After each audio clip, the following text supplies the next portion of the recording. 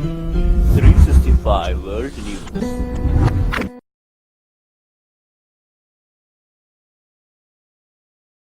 Again, thank you for clicking on us here.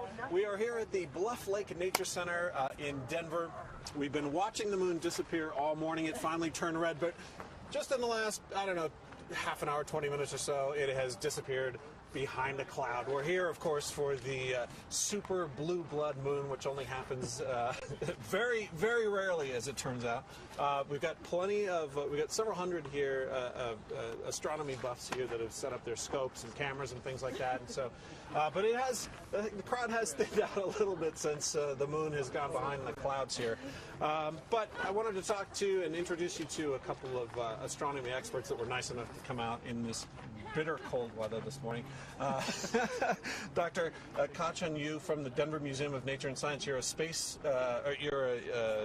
curator of space science there, right? Mm-hmm. And you're here with your local astronomy club? Yes, I'm here with actually volunteers from our museum who've set up spotting scopes and cameras so that people can look at the moon when it was up or when it was visible.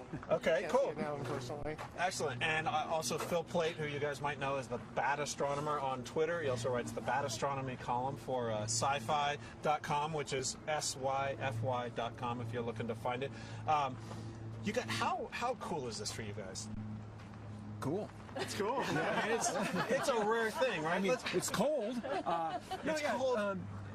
I like lunar eclipses because they happen once a year, twice a year, something like that. Right. You don't always get to see them. Sometimes the Earth is facing the wrong way and you just don't get to see it. Yeah. But this one's kind of interesting because the moon was setting in eclipse, which I have not seen before. Usually it's up high in the sky. Right. So this was kind of a neat one for me. Plus, they're just always cool. It's such a stately long affair. The moon is eclipsed for about an hour, usually turns red, sometimes it turns kind of brownish. So we had a pretty good show here for a while. Let's explain to people just what these three things are that we've talked about are fairly common by themselves, but not so much all together. So what's going on? Yeah, so we have the lunar eclipse, as Phil says, but we also have what's known as a blue moon, which is just a colloquialism. It's the second full moon of the month, Yeah. so we had one earlier in January. And finally, they're also calling this a supermoon just because the moon is just slightly closer in its orbit than it is on average. Right. Not so much that, I mean, it's easy to really tell, Right. so that's why it's a super blue blood moon. Okay, cool. And you brought props, so let's... Yeah, so I actually have an Earth globe, which is what you'd find in the school classroom. Mm-hmm. But I also have a moon model, so people often don't realize how small the moon is. It's about a quarter of the size relative to the Earth. Mm-hmm. And then finally, people also don't realize how far away the moon is. So the moon actually, in this model, would be about 30 feet away. Okay. And since the moon's orbit is tilted by about 5 degrees with respect to the Earth's, that means sometimes it can be up to about 2.5 feet higher than the Earth. And so that's why, even though to scale. So even though the moon is orbiting the Earth, as the Earth goes around the sun, you don't always get a lunar eclipse or a solar eclipse every month because the moon might not be lined up.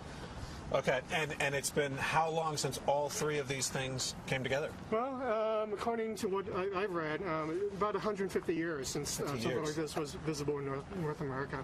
Civil War times. Incredible. All right. And the moon turns red. Now, normally with the solar eclipse, for example, the moon goes in front of the sun. Everything is black. But why does the moon turn red, Phil? Well, it has to do with the geometry here. If you all are the sun and you're lighting up the Earth, the moon is behind the Earth and blocked by it, so it does not see the sun. Except the Earth has an atmosphere, and all the light from the sun is getting through the atmosphere and hitting the moon still. And that's coming from basically twilight, people who are seeing the sun rise and seeing the sun set. So from the moon, when you're looking at the Earth, you're seeing the glow of the Earth's atmosphere. It's glowing red. You're seeing all of the sunrises and all of the sunsets on Earth simultaneously. And that's why the moon turns red. It's that red filtered sunlight lighting it up.